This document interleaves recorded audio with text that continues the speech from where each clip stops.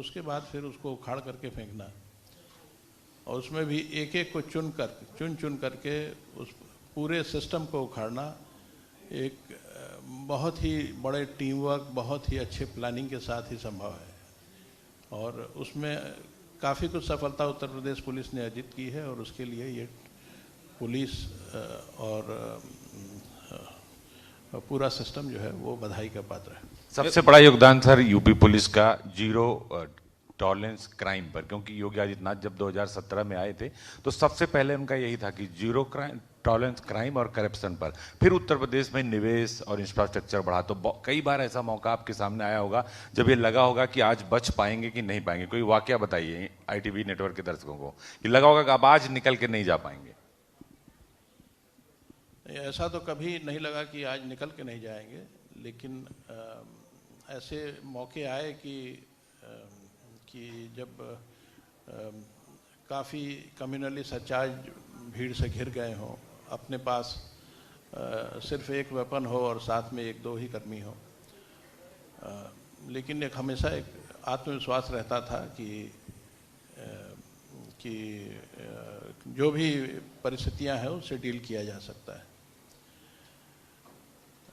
इस प्रकार की घटनाएं भी हुई कि जंगलों में भीषण फायरिंग हुई, लेकिन जो टीम थी वो इतनी मजबूत थी और आपस में इतनी वेल लिंक्ड थी, इतनी मोटिवेटेड थी, उसमें कभी भी ऐसा महसूस नहीं हुआ कि कभी भी हमें पीछे हटना पड़ेगा या कैजुअल्टी हो जाएगी। समस्या आई, कैजुअल्टीज़ हुई, लेकिन कभी भी हम लोगों ने मन से हार नहीं माना।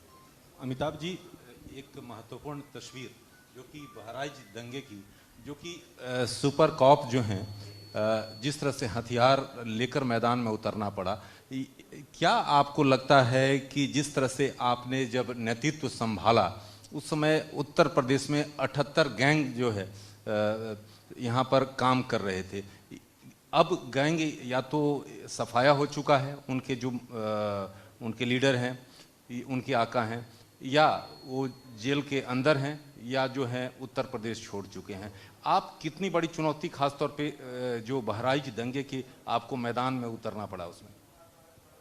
आपका वीडियो वायरल हुआ था हाथ में पिस्टल लेके। बहराइच में परिस्थितियां कुछ ऐसी थी कि मैं एक उच्च अधिकारी की तरह वहाँ समीक्षा करने के लिए गया था, लेकिन अचानक कुछ ऐसी परिस्थितियां डेवलप हो गई कि वाहन से उतर के और हमारे साथ जो भी पुलिसकर्मी थे उनके साथ एक भारी भीड़ को चेज करना पड़ा। और अनफॉर्चुनेटली वहाँ जो मैंने देखा था कि कुछ वाहन जलाए जा रहे हैं और काफ़ी लोग आसपास जमा हैं, मुझे ऐसा प्रतीत हुआ कि ये सिचुएशन यहाँ बिगड़ने वाली है और तत्काल उसके लिए एक्शन लिया गया। ये ऐसी परिस्थितियाँ पुलिसकर्मियों के सामने अक्सर आती हैं और इसमें कोई भी नई बात नहीं थी, सिर्फ इतना था कि कुछ ऐसे मोमेंट्स के कुछ लोगों ने वीडियो बना लिए और वो वीडियो वायरल हो गया। अन्यथा इस प्रकार की परिस्थितियाँ एक पुलिसकर्मी के लाइफ में आती रहती हैं। लेकिन अमिताभ जी, जिस तरह से उत्तर प्रदेश में जो गैंग जिसका जिक्र मैंने किया कि यहाँ पर जब आपने कार्यभार संभाला था, वो आपके लिए कितनी बड़ी चुनौती और किस तरह से उसको कार्य रूप दिया? क्योंकि आपके बारे में कहा जाता है कि ऐसी सुपर कॉप नहीं है, आप जो हैं, जो क्राइम करने वाले लोग हैं उसमें भी आप सेंधमारी आपकी रहती है, आपकी पूरी सूचना जो है तंत्र इस तरह की। इसीलिए मैं सबसे पहले तो आपको बताना चाहूँगा कि सुपर कॉप नाम की कोई चीज़ नहीं होती। जो भी काम होता है वो एक अच्छा टीम वर्क है। अगर सूचना तंत्र विकसित हुआ तो इसका मतलब है कि काफ़ी सारे लोगों ने उसमें अपने अपने तरीके से आपराधिक गैंग्स को पेनिट्रेट किया, सर्वेलेंस, इलेक्ट्रॉनिक अथवा फिजिकल सर्वेलेंस के माध्यम से सूचना इकट्ठा की, और तभी नेतृत्व के पास इतनी सूचनाएं आ पाती हैं कि वो एक्शन ले पाए। लेकिन अमिताभ जी, आपके क्योंकि इतना कार्यकाल रहा है, आपको लेकर सवाल भी आपके जो विपक्षी दल द्वारा खड़ा किया जाता है, लेकिन आप ऐसा कौन सा वाकया है जिसको आप मानते हैं कि ये सबसे बड़ी आपके लिए कठिन समय था वैसे गिरोह से निपटना? कुछ ऐसे समय थे जब पूरी तरह से उत्तर प्रदेश पुलिस या जिस एसटीएफ को मैं पहले लीड करता था एज एसएसपी, वो पूरी तरह तैयार नहीं थी उस प्रकार के युद्ध के लिए। जैसे बुंदेलखंड में एक समय था जब पूरी तरह से डकैतों का राज था, पूरे इकोनॉमिक सिस्टम पे, सोशल सिस्टम पर उन्हीं का राज चलता था, पॉलिटिकल सिस्टम भी उन्होंने लगभग कब्जे में ले रखा था। ऐसे में छोटे टीम्स को लेकर के, आर्केइक वेपन्स लेकर के और आर्केइक सर्वेलेंस सिस्टम को लेकर के उनसे लड़ना थोड़ा कठिन अवश्य था, लेकिन जज्बा एक ऐसी चीज़ है जो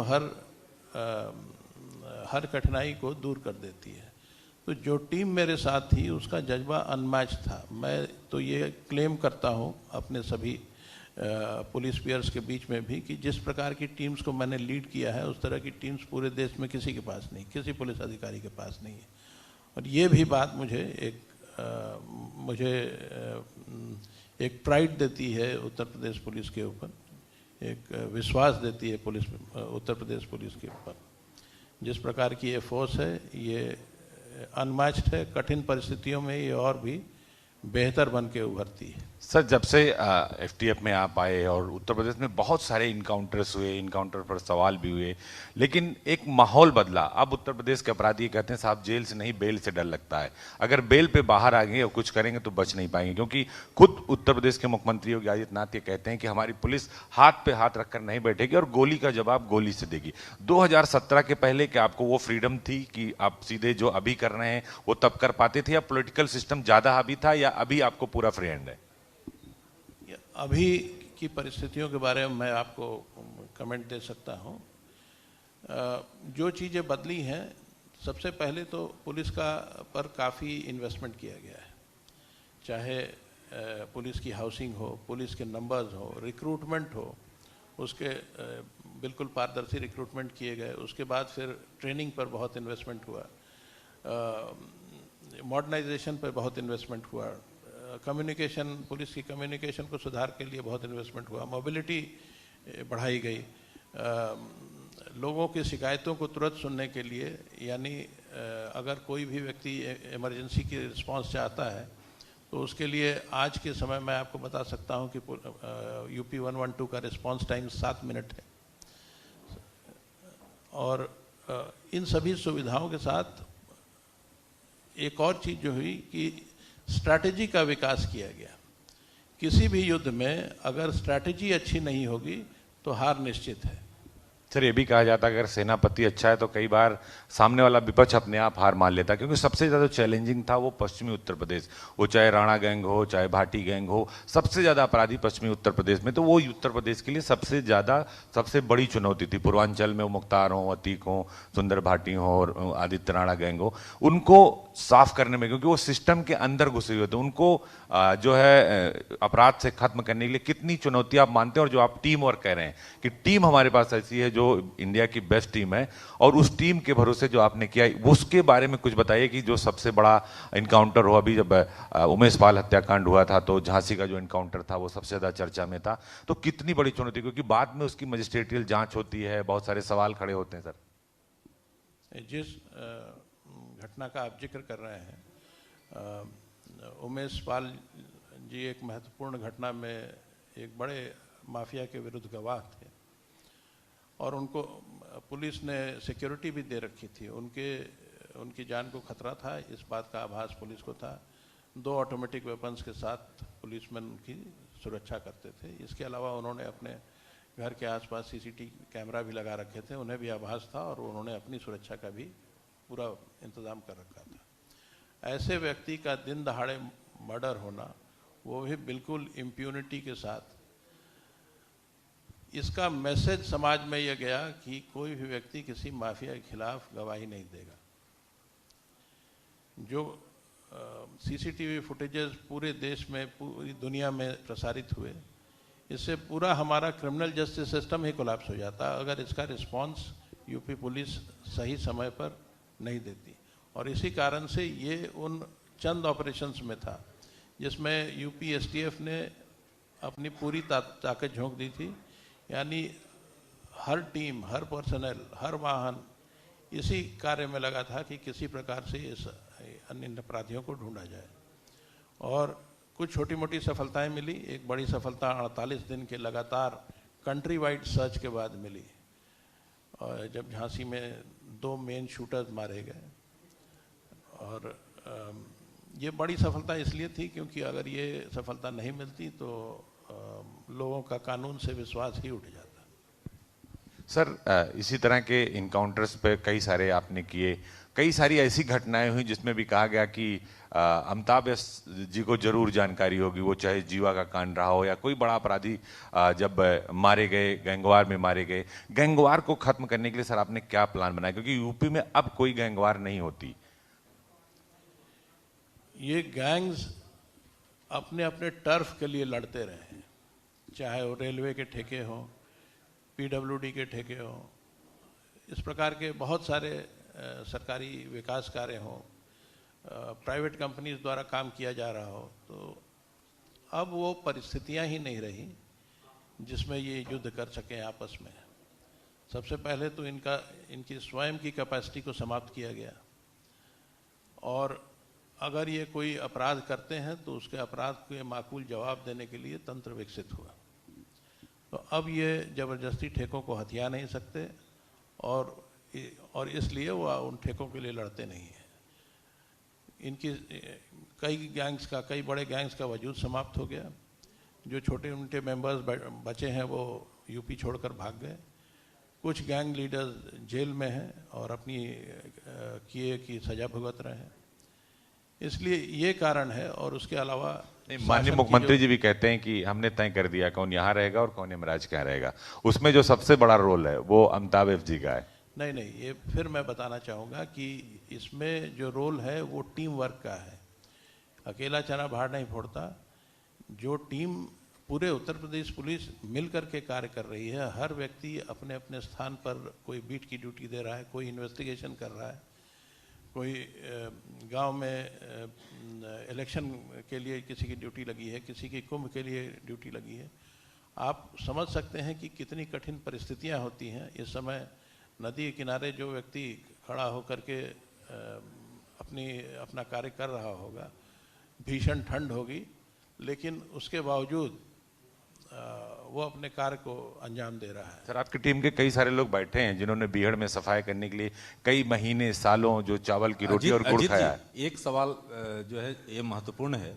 मैं अभी देख रहा था सोशल मीडिया पर, सीधे तौर पर उन्होंने कहा कि अमिताभ यश हैं, तो उनसे जरूर सवाल पूछिएगा कि आप जो हैं 2-3 घंटे सोते हैं। मैं भी यहाँ पर देख रहा था तो आप कुछ सोच रहे थे, कुछ मैसेज कर रहे थे। आखिर ये प्रेरणा किस तरह से, कहाँ से मिलता है? और ये 2-3 घंटा ही सोते हैं क्या है? यूपी में नहीं बल्कि पूरे देश में सबसे बड़ा जो मुखबिर तंत्र है वो अमिताभ यश जी के पास है। ये क्योंकि ये सोशल मीडिया पर मेरे से पूछा गया है कि आपसे जरूर पूछने के लिए। नहीं, नींद की समस्या तो पुलिस में हमेशा होती है, क्योंकि ये रात में भी एक्टिविटी है। अर्ली मॉर्निंग फिर से पूरे प्रदेश भर की एक्टिविटी चालू हो जाती है। तो ये समस्या तो होती है। ये पुलिस कर्मियों के लिए स्लीप डिप्राइव्ड होना कोई नई बात नहीं है। जहाँ तक इंटेलिजेंस नेटवर्क का सवाल है, यूपी पुलिस का इंटेलिजेंस नेटवर्क ऐसा तो होना ही चाहिए कि हर अपराधी उससे खौफ खाए। जो आप कहते हैं कि ऐसे जनरल्स होने चाहिए जिनके सामने शत्रु स्वयं परास्त हो जाए, युद्ध की नौबत ही ना आए। तो ये इंटेलिजेंस नेटवर्क होना अत्यंत आवश्यक है, क्योंकि शत्रु को भी मालूम होता है कि उसके बारे में जानकारी हमारे पास है। पुलिस की टैक्टिक्स में स्वॉट एनालिसिस का कंसेप्ट है कि हमारी स्ट्रेंथ और वीकनेस दोनों क्या है, ओपोनेंट की स्ट्रेंथ और वीकनेस क्या है। ये चारों चीज़ जब हम जानेंगे तभी हम युद्ध को जीत सकते हैं। तो हमारे लिए भी ये सही है, और ये इसलिए इंटेलिजेंस नेटवर्क का बहुत ही सुदृढ़ होना एक अच्छे पुलिसिंग के लिए अत्यंत आवश्यक है। लेकिन अमिताभ जी, प्रेरणा कहाँ से मिलता है? क्योंकि अमिताभ जी, मैं इसलिए क्योंकि मैं लगातार आपको वॉच कर रहा था, क्योंकि इसमें तो आपको लगातार मैं देख रहा था, कुछ मैसेज भी, कभी फ़ोन भी कर रहे थे। और कहा जाता है कि अमिताभ यश अगर जिस शहर में जाते हैं तो अपराधी जो हैं निकल जाते हैं पहले ही वहाँ से। देखते कहीं और है, सोचते कहीं और है, निशाना कहीं और होता है। तो सामने बैठा आदमी भी नहीं जान पाता कि अमिताभ जी क्या सोच रहे हैं। कई बार हम लोग भी चकमा खा जाते हैं। ये आपके इस प्रश्न का उत्तर देना तो बड़ा मुश्किल है कि अपराधी क्या सोच रहा है, लेकिन अगर पुलिसिंग को सही तरीके से विकसित किया जाए तो ये मैसेज अपराधियों तक पहुंच जाता है। उनको ये बात समझ में आ जाती है कि अपराध विल नॉट पे बैक, और जब अपराध से कोई लाभ नहीं होगा तो अपराधी अपराध नहीं करेगा। मैं जो उन अपराधों की बात नहीं कर रहा जो अचानक हो जाते हैं, परिवार में झगड़े हो जाते हैं, उससे कारण समस्याएं हो जाती हैं, मौतें हो जाती हैं, लेकिन प्रोफेशनल अपराधी अपराध नहीं करेंगे। एक अमिताभ जी पंजाब के आला अधिकारी हैं, जब उनसे बातचीत हो रही थी तो इंटर स्टेट टेरर लिंक्स का था, तो उनका सीधे तौर पर कहना था कि किसी के पास जानकारी हो ना हो, अमिताभ यस के पास जरूर जानकारी होगी, और उसका आप साफ दिखाई दिया पीलीभीत में 3 खालिस्तानी आतंकियों को मारा आपने और पंजाब पुलिस ने। क्या इसके वो जानना चाहते हैं सर, वो पब्लिक भी जानना चाहती है, क्योंकि देश से जुड़ा मुद्दा है, विदेश से बैठ के उनको ऑपरेट कर रहे थे और आपने 3 आतंकियों को मार दिया। ये इसके लिए तो क्रेडिट पंजाब पुलिस को ज़्यादा जाता है, क्योंकि इंटेलिजेंस उनके द्वारा प्रोवाइड की गई थी, और यहाँ जो एक्शन हुआ है इसके लिए यूपी पुलिस ने त्वरित एक्शन लिया, इसमें कोई शक की बात नहीं है। और इन 3 आतंकवादियों को मार गिराया है। उनके पास से जो बरामदगी हुई वो आपको जानकारी है, 2 AK-47 और 2 ग्लॉक पिस्टल्स मिले, ये सभी विदेशी वेपन्स थे।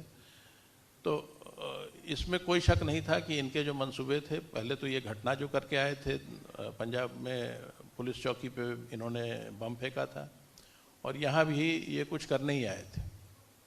अमिताभ जी मैं क्रेडिट तो पंजाब पुलिस को जाता ही है, लेकिन आपको ध्यान होगा कि इनके मरने पर सबसे पहला जो रिएक्शन आया वो अमेरिका से पन्नू का आया।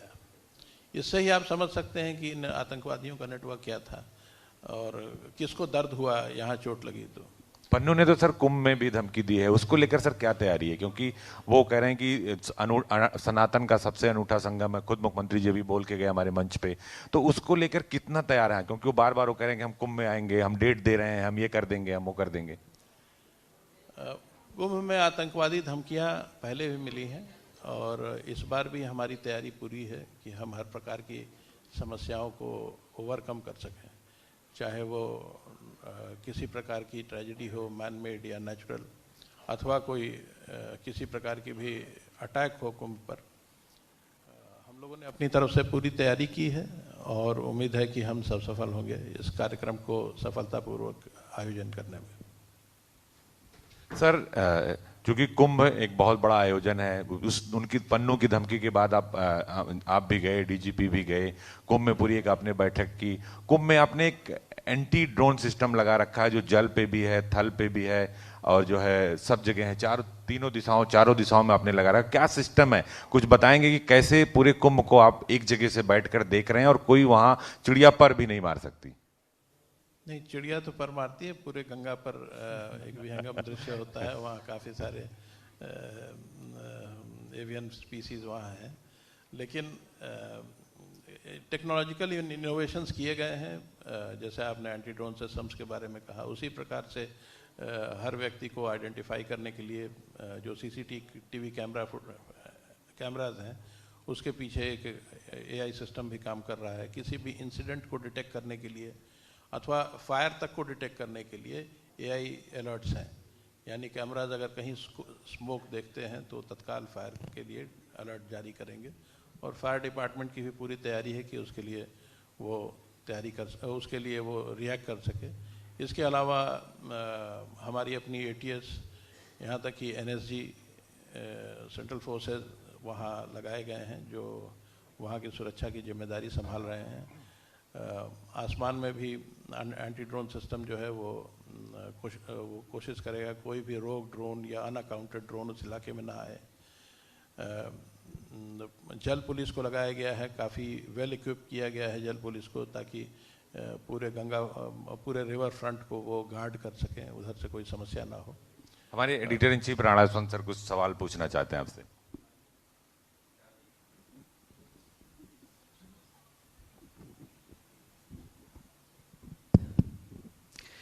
ये महाकुंभ आपका बहुत बड़ा आयोजन है, अभी मुख्यमंत्री जी कह के गए कि दुनिया में तीसरा बड़ा देश है अगर वो 40 करोड़ की जमावड़ी को देख लें तो। आप लोगों के लिए बहुत बड़ी चुनौती है, लेकिन पुलिस महकमे और पुलिस अधिकारियों के लिए अगर राजनीतिक इच्छा शक्ति बहुत मजबूत हो तो कितना आसान हो जाता है अपना काम करना, और ना की स्थितियां होती हैं तो कितना मुश्किल हो जाता है। जब देखिए, पुलिसिंग जो है पूरी तरह से जज्बे का काम है। कुछ कार्य, सरकारी कार्य ऐसे होते हैं जब फाइल आपके सामने आती है और आप फाइल पे कमेंट लिखते हैं और उसको फॉरवर्ड कर देते हैं। यहाँ कोई फाइल नहीं आती। यहाँ स्वयं आपको अपराधी के बारे में जानकारी करना, परिस्थितियों के बारे में जानकारी करना, उनके तंत्र में घुसना, उनके खिलाफ कार्रवाई करना, उनसे दुश्मनी लेना, क्योंकि अपराधी व्यक्तिगत दुश्मनी लेते हैं, ये सब झेलना पड़ता है। तो ये पूरी तरह से जज्बे का काम है और जज्बा ही पुलिसिंग में प्रेरित करता है, चाहे वो आर्मी हो, चाहे पैरामिलिट्री फोर्सेस हो, पुलिस हो, इसमें जज्बा बहुत इम्पोर्टेंट है। और मुझे लगता है कि आपका ये जो शौर्य सम्मान है, ये उस जज्बे को बनाए रखने में, समाज में उस जज्बे जोरदार ताली सर के लिए मदद करता है। तो सर एक आखिरी सवाल, आपके प्रश्न का सिंगल वर्ड का आंसर है जज्बा। जज्बा। सर एक आखिरी सवाल, आप एसटीएफ चीफ भी हैं और आपके पास उत्तर प्रदेश कानून व्यवस्था के आप एडीजी लॉ एंड ऑर्डर भी हैं। अपराधी कहता कि पहले तो सिर्फ एसटीएफ था, अब तो पूरी पुलिस उनके पास है। डबल जो डर है और डबल जो अपराधी है वो कहता है नहीं नहीं अमिताभ ऐसा है, दोनों काम है, जो जिला पुलिस भी और एसटीएफ भी, अब तो हम बच नहीं पाएंगे। यूपी पुलिस हमेशा अपराधियों पर हावी रही है। जैसा मैंने आपको बताया, ऐसा कभी भी नहीं हुआ कि पुलिस को चैलेंज कर दिया अपराधी ने और बच गया। यूपी पुलिस की क्षमताएं जो है वो अतुलनीय है, one of the best forces, police forces in the country, और संभवतः दुनिया में भी बेस्ट पुलिस फोर्सेस हैं। तो इसलिए जो कमियां हैं उसको हम लोग लगातार दूर करने की कोशिश करते रहते हैं, टेक्नोलॉजिकल इनोवेशंस करते हैं। अब तो दुनिया ही टेक्नोलॉजी पर आधारित हो गई है, ज्ञान पर आधारित हो गई है। वही कल्चर अब हम पुलिस में भी लाने की कोशिश कर रहे हैं। तो उम्मीद है कि हम और बेहतर पुलिस फोर्सेस डेवलप कर पाएंगे।